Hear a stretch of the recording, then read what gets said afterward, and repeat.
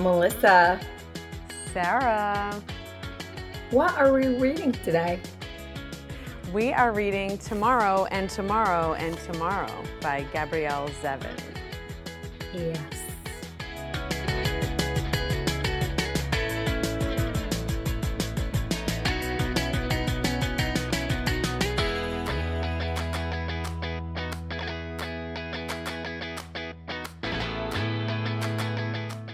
Sarah, before we start talking about the contents of this book, I want to talk about the physical object of this book, if I may. Firstly, for those of our listeners, viewers, whatever, who are following along with our 2025 reading goals, I did fork over some money for this book. I did pay for this book. I purchased it, which is why I was able to, do so much to manipulate its existence. But I did buy this one. I didn't get it from the library. It's for, a couple of different reasons. I did want to own this book. We're going to do this book for my book club, which I haven't even talked to all the listeners about the fact that I'm in a book club now. Gasp! This is big. This is a big deal. And it's well within my budget. But I just want to say, this is a beautiful book. I absolutely love it. So just aesthetically, it's a lovely thing to look at. So I have to check my notes because I don't. After some of the butchering of names I've done over the years, I'm going to get this one right. So the image on the front is of a painting sometimes known as Under the Wave of Kanagawa, or also The Great Wave by Katsushika Hokusai, so a Japanese visual artist. So it's a familiar image. I'm sure a lot of people have seen it, but then it's kind of overlaid with the title in a font that I feel like we used in the 90s with what we thought we would be using in the 2020s. a font we thought the future would use, but we have not. But it's all rainbow style, rainbow in color. Yeah. And because I was, I knew I was going to own this book, and I was putting tabs on it, I realized after I had tabbed it out with, making my plans, the tabs matched the book itself, the rainbow and rainbow. They do. Right? I was hoping, I wish, looking back, I wish that I had taken a before, during, and after of this book, because when I purchased it, it was so crisp and so tidy and so lovely. It looked just gorgeous. So I should have just snapped a photo then and there. And I mean, it's not like I don't take photos of all kinds of random things all the time anyway, but I did not. I should have. And then I went in with all the dates that I wanted to have certain sections read by because of this book club commitment. And then when it was all nicely lined out the side and they were still nice and tabbed and nice and tidy and crisp, I was like, oh, I should have taken a photo then. But in the meantime, I dropped it in the bath at least twice. You can see the wrinkly, crinkly pages. So this book's been on a journey with me, but I feel like it just adds to the legacy of this book, and it looks very well loved, I'm sure, as you can see. It does. Yes, it has been on a journey. And first, I do want to just acknowledge that my voice does not sound normally like this. If you close your eyes, it does maybe sound like you've called a 1-900 hotline, but just go with it. And then next time I'll sound, like my normal self. But anyway, back to the book. It's so funny that you mention, this idea of the journey that this book has gone through, and how it looks so different from when it first entered your hand to, us talking about it today. As you can see behind me, I have my copy of Tomorrow and Tomorrow and Tomorrow, which I actually got, I'm pretty sure, if I remember correctly, I got it, I pre-ordered it. So it's a hardcover book. And I do think that there's a difference in terms of wear and tear between a hardcover and a paperback. Obviously, normally hardcover books tend to be more expensive. That's what's coming out when a book is first published. But I just think that they're made to be sturdier and to kind of last the test of time. But regardless of whether it's a hardcover, softcover book, I really take pride on my books looking as pristine as pristine as possible. So I almost want my books to look like they've never been cracked. And I don't know why. I don't know what that says about me. I do feel like that I'm like that in my environment. Like I love it when things are just like pristine and orderly and lovely. And so often it'll be funny because I'll lend a book to somebody that I've read it and it again still looks brand new. And when it comes back to me, it's worn. And of course, really seeing that with like a soft cover book. And I'm like, my God, what did they do with this book? They Read it in dropped the it in the bathroom? bathtub at least twice. Yeah, and it's so funny because you have alluded to this multiple times, multiple episodes that you love nothing more than reading a book in a bath. I never will bring a book even within a foot of a bathtub.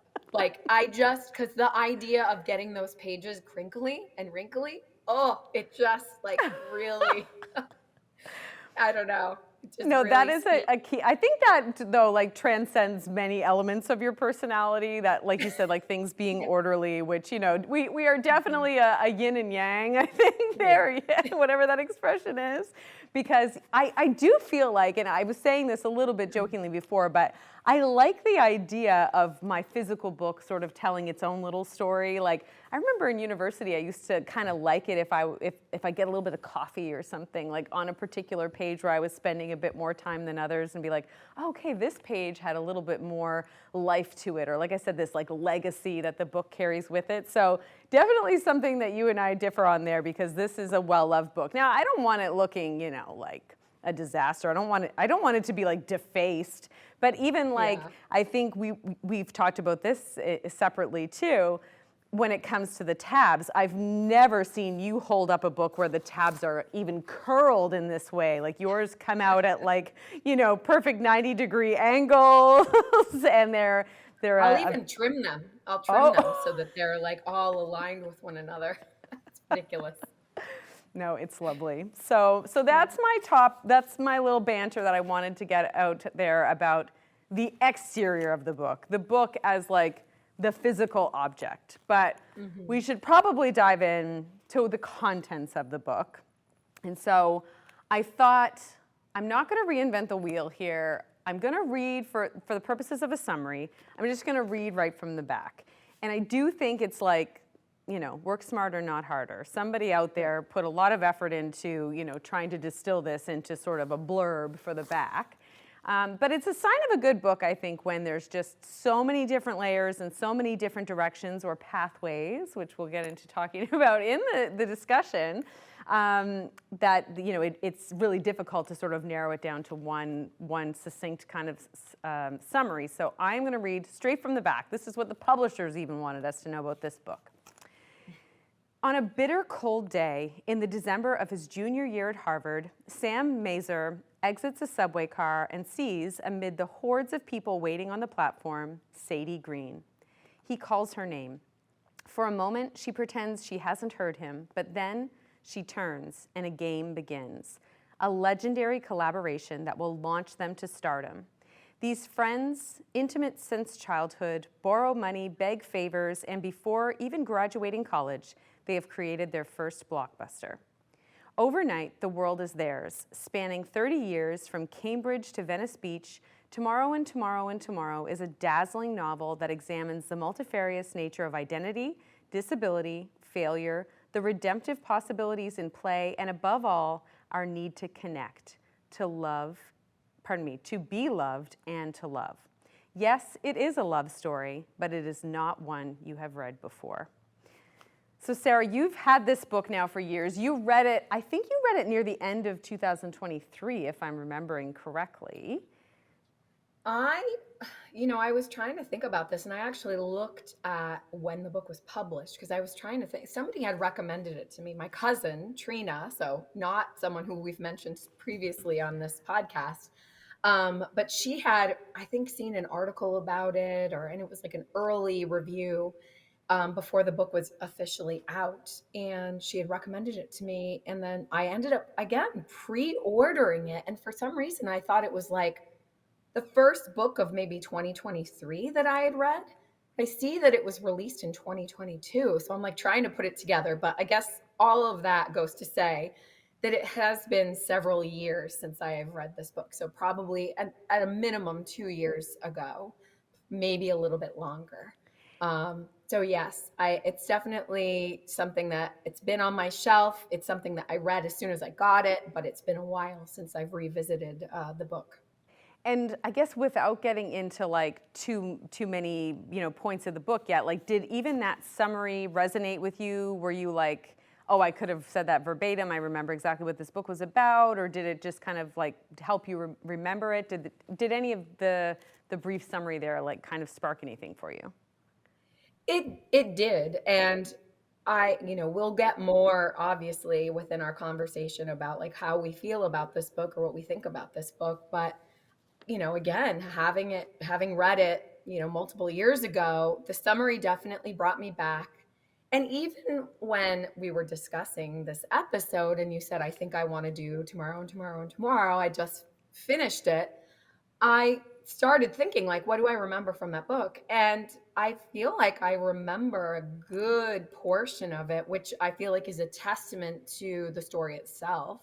The fact that it can be, 2+ years between me reading it and us talking about it, and I can still recall overarching themes, the story itself, and even like some of the details of the book. And so I feel pretty good about that. But I think it was a good summary. And, I think the publishers chose well in their choice to use that Yeah, as the summary. someone at Penguin really knows what they're doing, They apparently. do. Yeah. Mhm. So, as you've probably gathered by this point, we are going to take like a little bit of a different approach with this one because technically this episode is sort of like Melissa's pick for a book, but we don't normally do these types of episodes in such a way that we have both read the book unless we set out to have kind of like a back and forth conversation. And I didn't actually set out to have this as my pick for one of our episodes at all, but I had heard from you about it, and it's one of those books that's kind of everywhere. Like it gets a lot of, screen time in like the algorithm kind of thing. So it's definitely drawn to it. And actually, this is really like the Sarah's Cousins episode because your other cousin, Steph, also, way back when we first started the podcast, we put it out and said, like, what kind of books, is there any particular book that anybody wants us to talk about?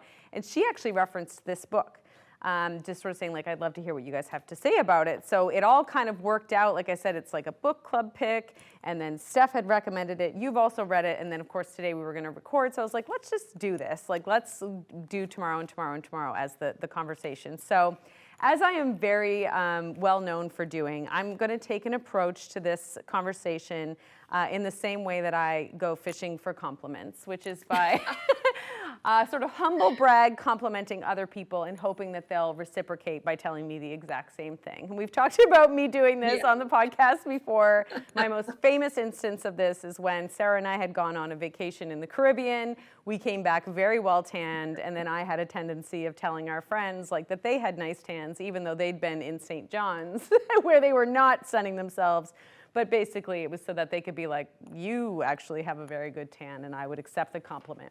So what I'll do today is sort of preamble a question that I will pose to you. I obviously do want to hear what you have to say about it, but then secretly hoping that you'll ask me the same question. So that's kind of the format that we're going to go for. Sound good? You got it. And nice tan, Melissa. And I love how generous you are in saying that we came back nicely tanned, because if anyone can see me right now, as you all are looking at me, I am not one who tans very well. So, yes. You definitely, there was evidence of that the sun had, you were sun-kissed. That's the way to put it. You were Yes. sun-kissed.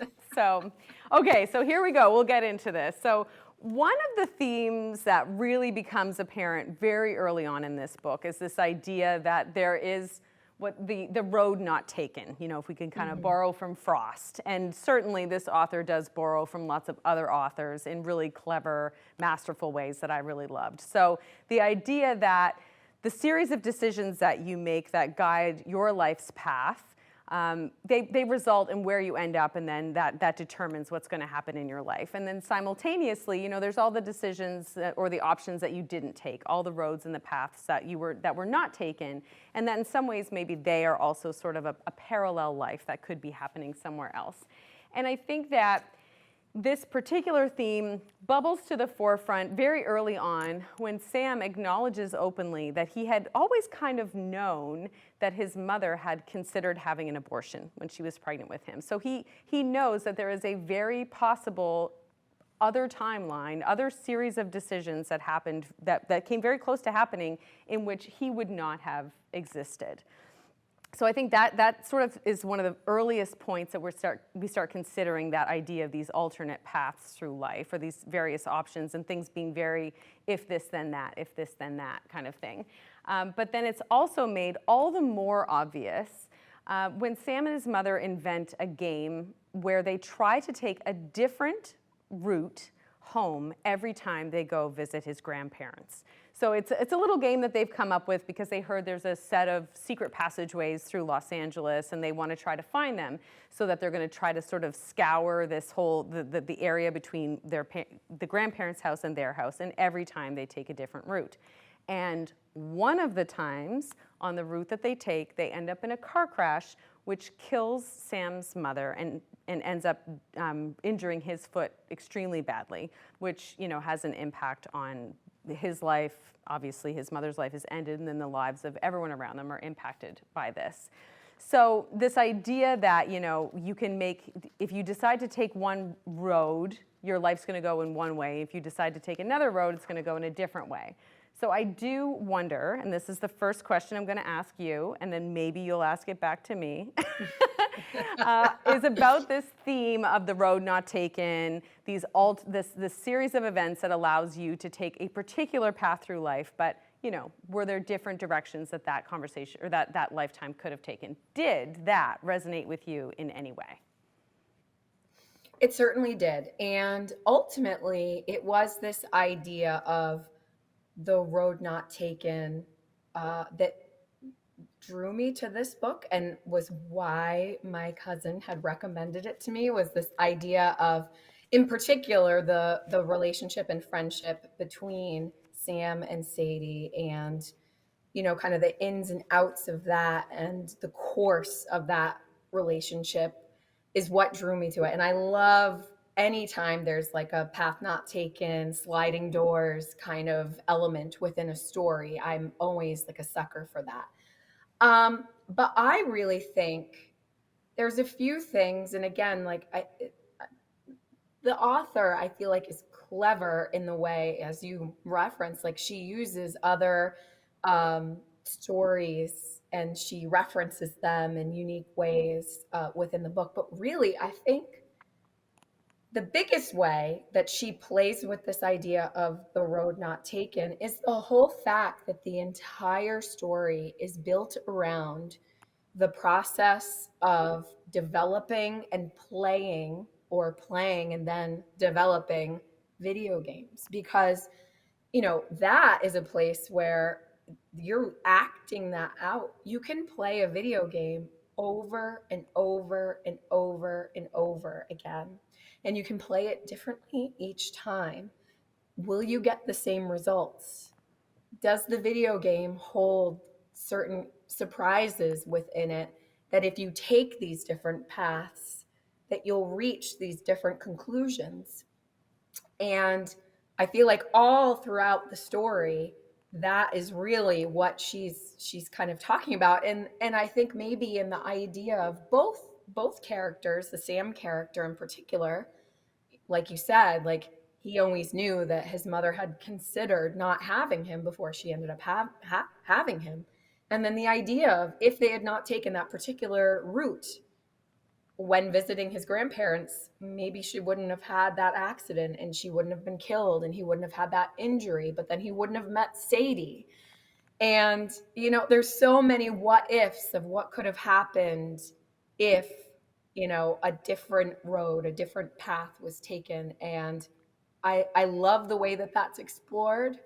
And I think it really makes you think about these characters and their stories, all within that context of like the playing of and the development of, or creation of, this idea of story, and giving people the opportunity to play out these different scenarios of like, well, if you do this, what will happen? So, yeah. How about you, Melissa?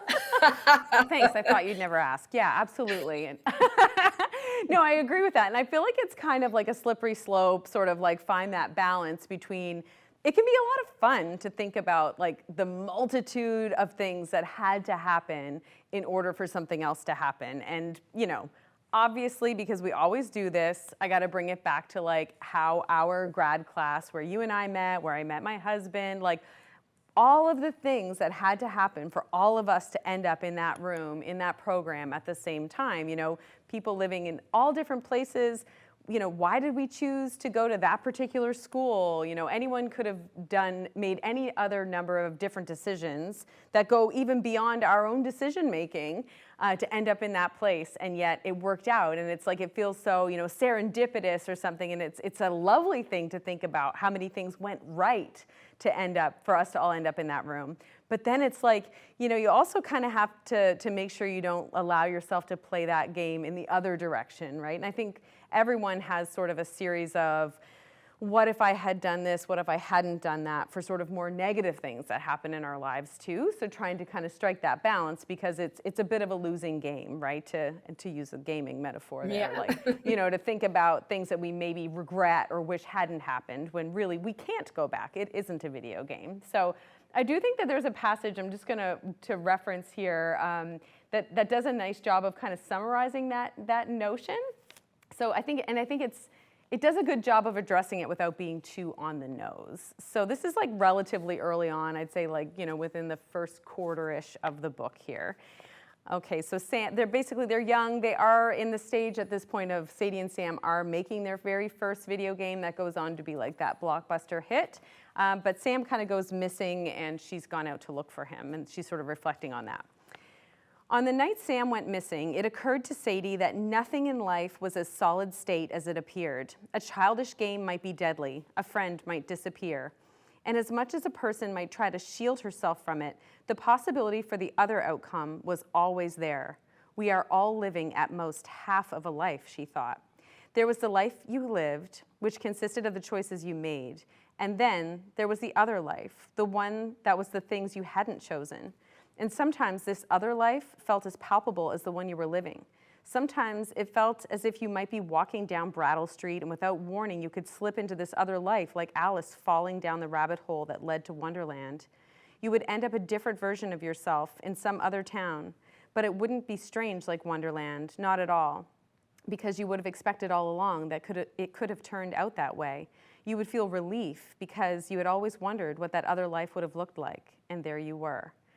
And even rereading that, I actually picked up on some other things that I hadn't even connected there, but there's actually a really recurring image in this book of a woman falling from the sky. Basically, it's someone who leaps from a building and falls in front of Sam and his mother when he's really young.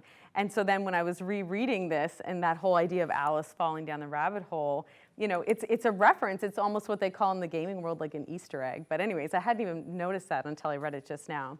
But Sam and Sadie, when they're young, they have this idea that there's an optimal way to play any given video game, so that there's sort of like a series of the best decisions that you can make that bring you to the best version of the game, or closest to winning, or whatever the case may be. I'm not a gamer, so I don't exactly know what all the references are. But the idea that there is this sort of optimal set of play, and that's also how you would develop a game, so that you develop with the best options, but then there's also these other variables at play. But I think it's interesting because that little piece that I read there, like I said, is early on in the book. But we're with Sam and Sadie for about 30 years, 30 plus years, I would say, throughout their lives. And later on, Sadie's having a conversation with someone. It's a colleague, his name is Ant, so if I refer to Ant, it's just a coworker that they have. And it's almost as though it's the same understanding of these like paths not taken, or this set of opportunities that can result in one outcome or the other. But I think the more life experience that she's had, she has a different way of maybe considering that, sort of the differences between gaming world and sort of the real world, the lives that we're living. So I want to read that one too. And this one's later on. This is on page 381. And so like we're in like the last 20 pages of the book here. So as a bit of context, they're talking about someone that they both care deeply about who has passed away. And Ant was there on the day that he died. And Ant says, "I wish I could have saved him. I replay that day over and over again. If I hadn't gone down the stairs, if I hadn't let him go into the lobby, if Sadie stopped him. That's the gamer in you, trying to figure out how you might have beat the level. My brain is treacherous like that, too. But there was nothing you could have done. This game wasn't winnable." So I feel like there's growth there, too, in that she's like, we can do that what-if stuff that we might have done when we were younger, thinking about all these different paths, but sometimes there's just things that are going to happen that nobody has any control over. And I think that sort of, that comes around at that point in the book, too. I love that. I love both of those passages, really. And I feel like I'm now like even getting deeper into like, oh yeah, that's right. And like remembering what it felt like to read the book itself. This is going to be like a maybe funny aside, I don't know, but totally connected to this experience of reading tomorrow and tomorrow and tomorrow. When I read this book, I really read it for the Sadie Sam relationship and their friendship and all of that. That's what drew me to it. Over the last, I would say 6 months-ish, my husband and my son have started to play video games together. And I myself am not a gamer at all. Like I grew up in the like dawn of Nintendo and had a Nintendo that I got when I was like maybe 7 years old. Played it a little, but never got into it enough where like I was just spending hours and hours and hours of my time playing games. And then they introduced me to other games and gaming systems. So I really am like not even a novice. Like I don't know anything about video games. And even with my son and my husband's kind of experience playing these games together, I really am trying to remove myself from it as much as possible. I will be in the room with them reading a book while they are playing, but I really have approached it as like, this is a daddy-son activity. But, you know, if you're in the room and this process is going on hours and hours at a time, you can't help but know just by osmosis a little bit about the worlds that exist within these games. And so in particular, they have been playing Zelda, and not like the 1980s version of Zelda, which I know Zelda is referenced in this book. But it's like the modern version of Zelda. And I have been really fascinated with the idea of like, wow, like the people who make these video games, not only the programming and the technology and the graphics end of that, but like these people are also developing worlds and stories and how involved that process is. And there have been so many times throughout the last several months where I've been like just kind of like glancing up at the screen and watching them play something, or I've been asking a question to Josh about like, now that character, what about this? Or asking something about the story, because of course that's always going to be what I am most interested in, is the story of it all. And it's made me think about this book and the idea of this world that they're building in their video games, the world that they're living in, and the idea of how you shape an experience for a gamer and you yourself as the person creating it and then also engaging with it. Like it's so funny that I'm looking at the book a little bit differently now because I have a like I guess a newfound appreciation for everything that goes into this kind of experience, really. So, Yeah, anyway. and like you know, loved a little bit of Mario Brothers back in the day, but like it never really extended much beyond that. There's no like, Yeah. I think they RPGs, role player game. Like I never got into that. It was never part of my world or my like leisure time or anything like that. So typically, if I had read the book jacket of this and it was all about, oh yeah, and then they make a game, I really would have put this book down. Like I would have just thought, this will not speak to me. This will not connect. I will not be able to connect to it in any way.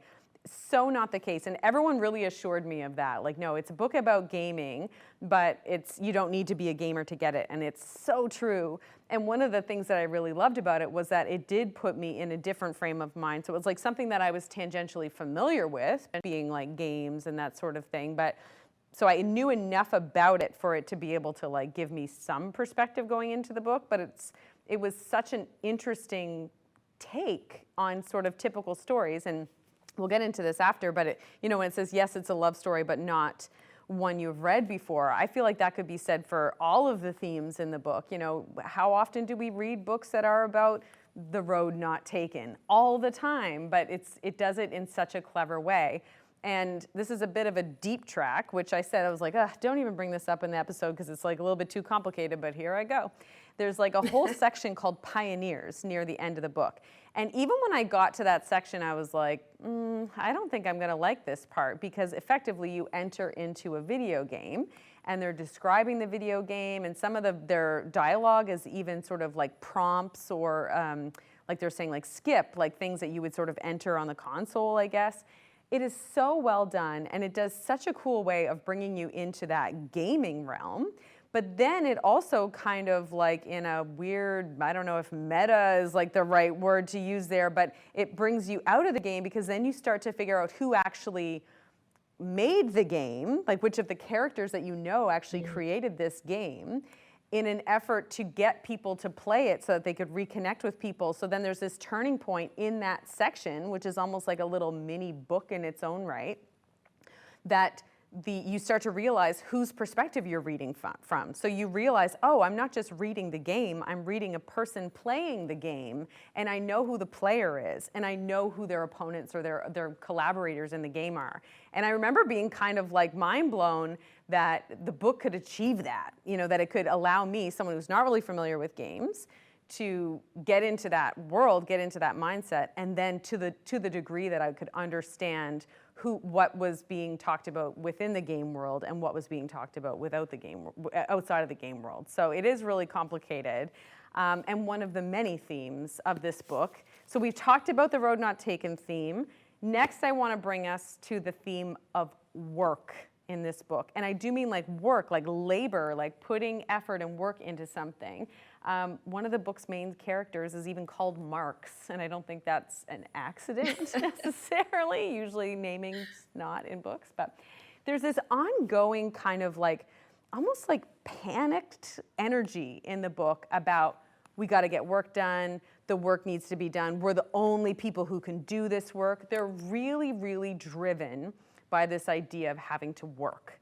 And I was wondering, when you read this, did you feel like that sort of motor in the book's, overall story of all this work that needs to be done, did that speak to you in the sense of like, you think it's reflective of like the video game industry? Was it reflective of the time period in which it was set, which like the sort of heavier parts are in the sort of late 90s, early 2000s? Was that something that stayed with you, or did that kind of fade a little bit as time has passed since you read the book?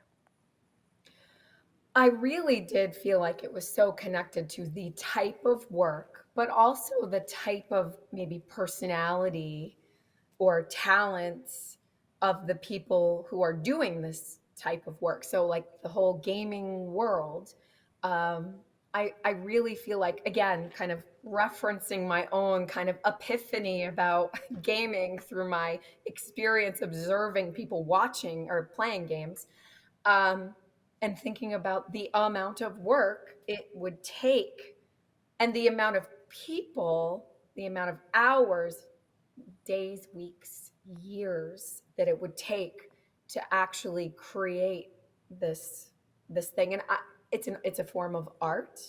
It's this place where I think like art and science and math like really overlap and become entwined in an interesting way. And, when you think about an artist, a lot of times you think about like that artist's, mm, I don't know, need state and passion and feeling driven to complete a project, to create and complete a project. And I could really see that with them of like their lives really became the game and the building of the game. It's what they ate, drank, slept, or not slept, because it was like this all consuming act of creation. And they're gods in kind of funny ways, and that's even really kind of alluded to, I think, in the book. But yeah, I think it's the nature of that type of work. And again, I always am referencing pop culture. It's like a crutch that I lean on. But another kind of form of media that I consume, there's this television show. It's an Apple television show, and it's called Mythic Quest. And it was created and written by like Rob McElhaney, who made It's Only Sunny in Philadelphia, and he stars in it and he writes it. But it's all about Mythic Quest is the name of a game, and it's all the people that work in the office that are creating this game, and like so many parallels with his character in that show, and then his kind of creative partner. They're not, they're not like romantic interests to one another, but they're partners in a strange way, like soulmates. And they are so consumed with this act of creation like obsessed with the game that they're creating, or like the new version of the game that they're creating, that like their personal lives end up becoming not even secondary or tertiary, like they almost don't exist at all. And that's like something that the show plays with. So like, again, like I just feel like there's so many things that I've like encountered that I'm like, it brings me back to this book of like, oh yeah, that's totally what Tomorrow and Tomorrow and Tomorrow was about. So yeah, what did you think about the way that work is depicted and the relationship that the characters have with work in the book, Melissa? Yeah, I totally agree with your point about like it being almost compulsive in relation to their creativity, right? And that idea that they feel like they're the only ones that can do this, but they can because they're the creators. But yet it also then allows them to explore sort of that necessity for collaboration in these creative projects as well. So yeah, I definitely think that everything you said is like totally spot on. And then I also think about how this book addresses grief in a lot of ways. So, I won't get into sort of, I've mentioned that Sam's mother passes away, but there's other instances of death and loss throughout the book. And I found it really interesting how they allowed for the book to deal with how work and grief go together. And I'll probably I'm just going to reference like something quickly just to kind of like start this off, and then I'll expound on it in my own personal experiences. But this is a conversation between Sam and Sadie. And so this is, maybe in the last, say, third or last quarter of the book, we'll say. And they've both lost someone really special to them. And so they own a company together, like a gaming company. And so this loss has certainly slowed production, and Sadie's actually like refusing to come back to work, but Sam has.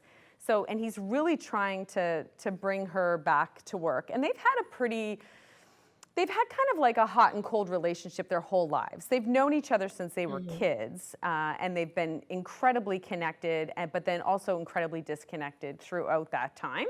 So this is a time of disconnect for them, but he's really craving a reconnection with her, both for professional and for personal purposes, but she's not really there yet.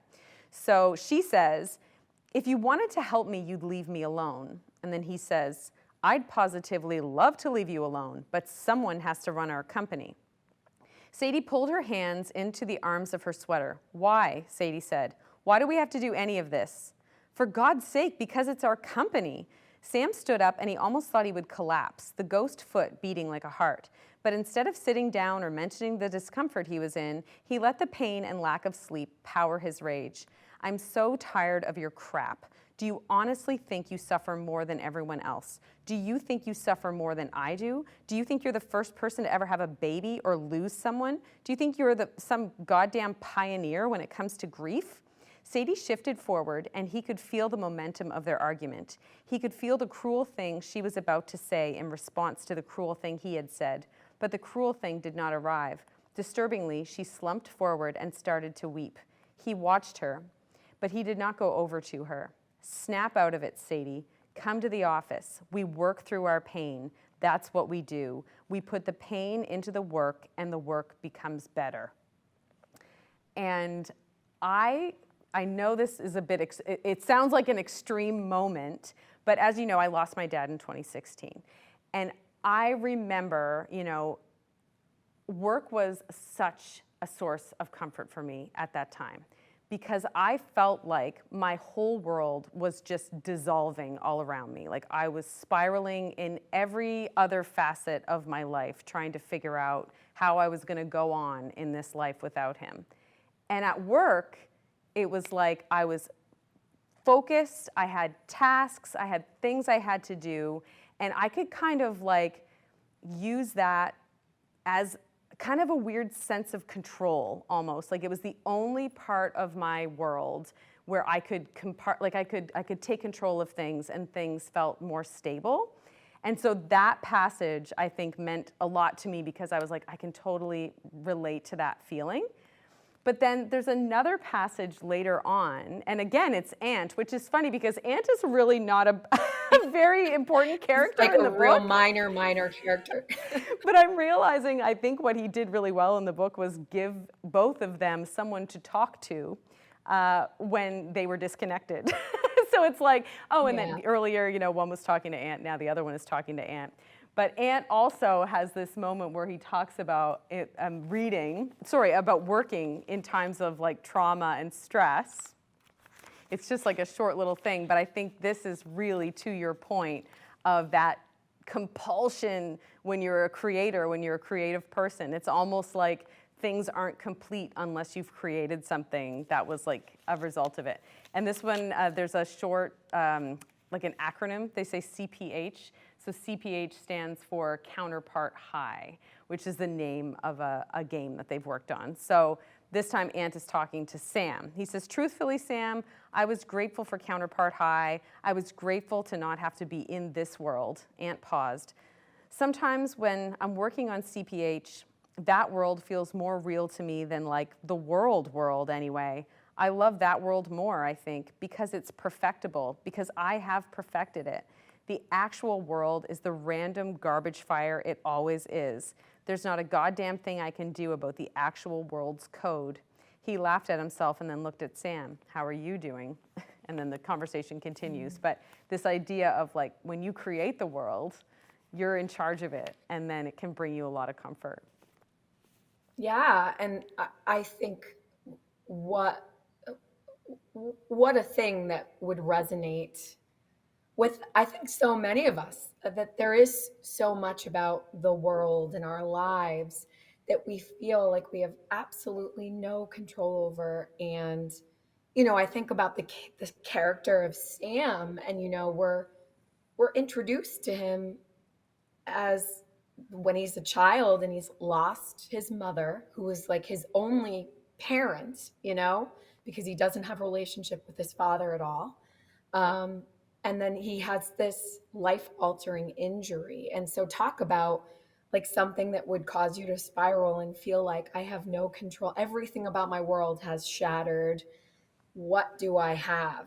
And that the idea of a game, and then eventually like the idea of the creation of a game is, and even later on in the book, because he ends up creating, I believe, is it Mapleville or Maple World? Mm-hmm. Do you remember? Maple World. Melissa? Yeah, Maple World. Maple World. So, and he's Mayor Mazer of Maple. And like Maple World, if I remember correctly, is like a place where you can go, and it's almost like The Sims. Like you go and you create a character and you can live there and have like a whole life. there, and he's the mayor character, and so like he's in control of everything. Like he's in control like on the most macro of levels. He is literally creating the game, but then he's even control within the game. He's the person that's kind of controlling and like dictating how this world, is ultimately shaped. And yeah, what a comfort, what a sense of stability that would provide to someone who has felt at times so vulnerable to the world being so out of control. And so I think that is such a great point. Yeah, and like Sam himself tries to kind of blend sort of the video game worlds that he creates, and he tries to manipulate sort of the world that we live in based on that, because the original spelling of his name, like what would appear on his birth certificate, is Masur. But then he changes it to Mazer, sort of in this reference to mazes. So the pronunciation is the same, and he wants to sort of make the sort of embody this idea of these different paths. And he, early on, one of the first things he ever gives to Sadie when they're kids, I think it's like drawn on the back of an envelope or something, but she keeps it and frames it, is a maze. But I think that was so meaningful to him that he is trying to always kind of bring these game elements into different facets. So like those physical games, that maze that you would draw with a pencil, into his digital games, into his sort of quote unquote real life. Yeah, and he tries to kind of blend those two for sure. But I think this is a great segue to the final theme I wanted to talk about, possibly the biggest one of the whole book, and I mean, especially because it overlaps with so many of the other ones, and that's the theme of love. And so on the back of the book, like I read before, it says, yes, it is a love story, but it is not one you have read before. So Sarah, in your recollection of this book, what made this book a love story, and also what made it a love story that you've never, in a style you've never read before? Really, it's a love story in depicting so many different types of love. And when we think of a love story, we think of romance. We think in a weird way almost exclusively of romantic love. Like that's our ultimate version of love. But the love that is explored within this book, I mean, you have the love of, I think it's really the love of friendship that sometimes can be the most long lasting and the most impactful. And I would certainly say that with these characters, with ultimately, our two like main protagonists of Sam and Sadie. But there you mentioned the Marks character, and there is a real love between Sam and Marks. They become friends in university, and they become partners. And Sam's a very prickly character, and he would be the first to admit it, I believe, and I think it's referenced throughout the book that he has a bit of a difficult personality, and he's prone to kind of isolating himself, and has a difficulty in kind of communicating and relating to others. And it's only through his, I guess, ability to create these games that he kind of almost develops like a persona that allows him to be able to interact with the world. But the love between Marks and Sam, the love that we see throughout the book between Sadie and Sam, the love that develops between Sadie and a couple different characters. There's a character who we haven't referenced at all yet, and his name is, I don't know how you pronounce it, but I always say Dove.